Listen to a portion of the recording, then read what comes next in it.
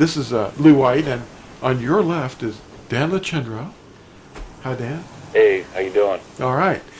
So anyway, we were talking about just a little before we hit the record button on this new article. I'm going to hold it up here. I've got a copy of it.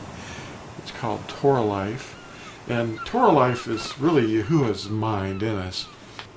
Well, and that's something that Christianity as a whole doesn't have a comprehensive understanding of that. Wisdom has hewn out her 7 pillars.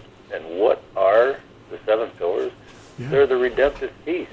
And Christianity has rejected those. And there is the redemption plan right there. That's the life that we're guaranteed by what Yahusha did for us. I think I've got a picture of those, yeah. Some people that have never seen this, or this idea, they don't know they don't have a Passover. No. They just know they're well, Passover is him, but he's in all of these redemptive feasts. That's right. And it's about a wedding. I mean, he's married us, if we will accept it. And it's a shadow, and people make fun of us because we observe the feast, and they think, well, you're observing the feast to save you. Well, no, we're not. We're doing it to better understand their significance, and that way, when the reality comes, the reign of Yahuwah, What's casting the shadow? Yeah, it will be crystal clear, and we'll have the perfect understanding of it then. Mm-hmm. So, we're looking in a glass dimly lit right now, but then we'll see more clearly. Well, he wants us to be restored to favor, and he speaks of that all over Scripture, basically to draw us back to his covenant. And people say, what are you going to do, sacrifice animals? Well, they have a misunderstanding about that. It's not. That's not. The old covenant was the priesthood and animal blood. But now the renewed covenant is, his blood that covers us, and we understand that. And now we know that we love the commandments. We have to receive a love for the truth. That's wisdom. And That's right. we love it. And all who hate it love death. Seeing the world and ourselves as Yahusha does.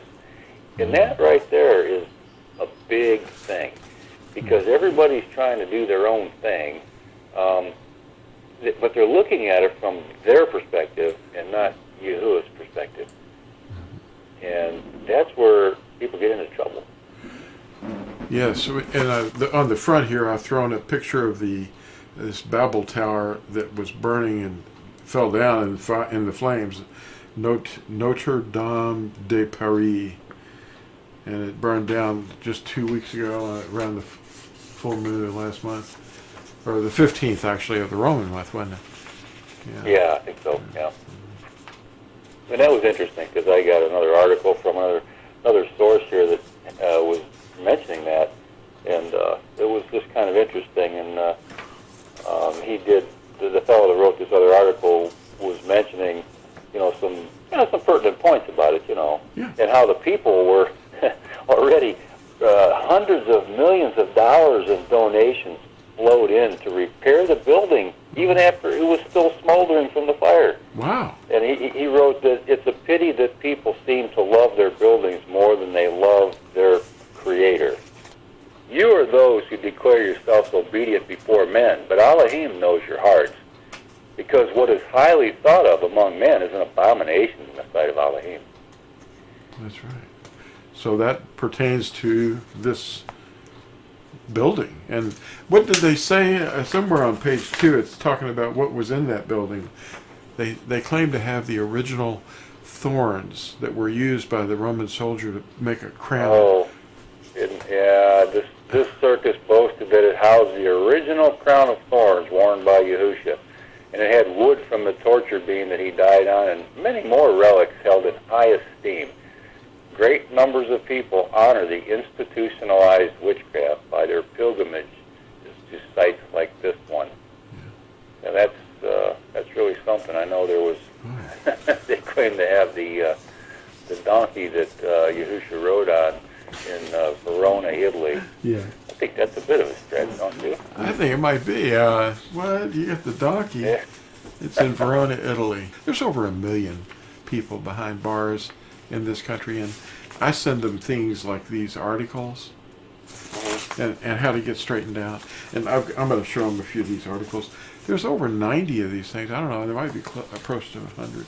But look at this. Each one of them is a little tract, and it's loaded with this information. It's 4 pages each, and all you have to do is just download these babies for free. Start yourself a prison ministry of some kind. Get these prisoners some of these articles and find out what the truth is. They don't know what the truth is. This is the newest article, Torah Life. Yeah, in fact, you can get this disc and become an official ambassador. I mean, not in terms of anybody here that would. You can do this ministry yourself. Just make yourself all these tracks over and over and over, and it's on a disc. You can get it from, what is it, TorahZone.net. Yeah, but this thing's loaded with information that you can help people with. It's a lifetime of research, really. It's over 35 years of my studies that I've put together here. But another really cool thing about that, though, is, Lou, it's a prison ministry that you can get started. The people that are inside can get to know the truth. And here's the thing. They have chaplains in those prisons. Yeah. And maybe, just maybe, one of those chaplains might read something like that and actually take it to their organizations outside the prison ministries and tell somebody else about it. And wouldn't that be neat? Yeah, well, maybe they'll convert the Pope eventually. It'll all go upstream. Well, you just got to hope. Yeah, I know. You could. I mean, he's only a man. Our enemy is not flesh and blood. It's right. Principalities and powers of darkness, and it's, well, the term is seducing spirits, strongholds, false teachings. That's right. And you can tell when somebody is in a mental stronghold, because when you present the truth to them, they get really angry. And you see a side of them that you never knew existed. Yeah, I'm showing them the backside of me right now, the new shirt that I sent to you. Oh, yeah, yeah. Yeah, they're seeing it. Now they a lot of people won't stare at the front of you, but they love to look at the back, and they're interested in, what is this? This name. How do you say that? And then they might ask you, hey, I saw your shirt here. What's that mean? Yeah. They're not learning it in their steeples. But well, how are they going to hear if nobody tells them, and how are they going to ever see it if nobody ever shows them? Yeah, how are they going to know unless someone is sent to them, and how are they going to hear it unless he speaks to them? That's right. So there's a sound that has to come out of their mouth. There's this one article. It's actually called Steeple People. I've got it over here. Steeple People. Yeah. Yeah, I remember that one. Yeah, and Leviticus, what is it, chapter 26, verse 1, it's not even allowed. You can't do it. You can't make steeples. I've got a picture of that article right here. Yeah. And I'm only showing them the front pages, but the inside is, there's 4 pages here with lots of information. These are fertility symbols, is what they are. But they don't know what they are. Some of them do. I talked to one guy. He said, well, I wouldn't be able to let anybody know that I was a CHURCH. I went by this one marquee. It said CH, and then there was a space, and then there was another CH, and they said, what's missing in CH blank CH? And, of course, you're supposed to say you are, Yeah. You are. What? There's no... They don't even know what they're talking about.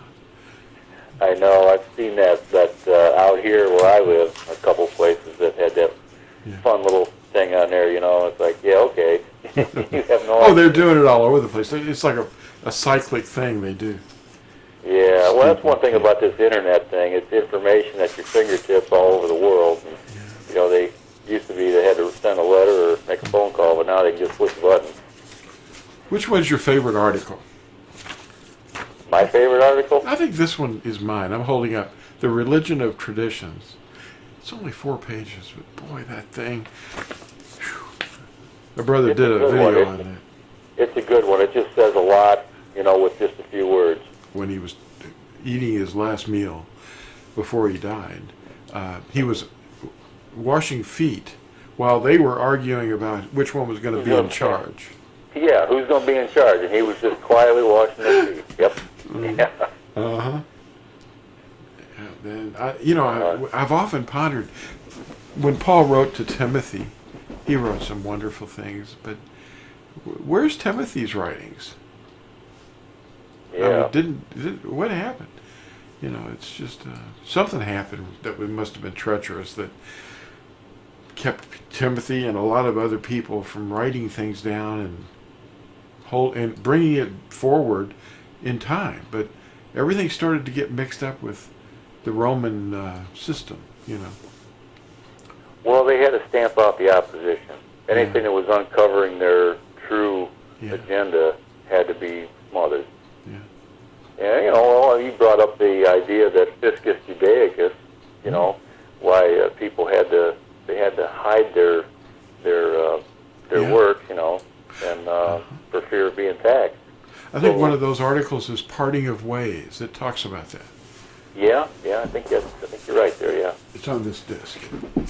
Yeah. Mm-hmm. Parting of Ways. And they're PDFs. You can make as many copies of the thing as you want. You can copy the disc. Send out the disc and say, here, get these into these seminarians' hands and let them hash it out with their professors. There you go. Wow.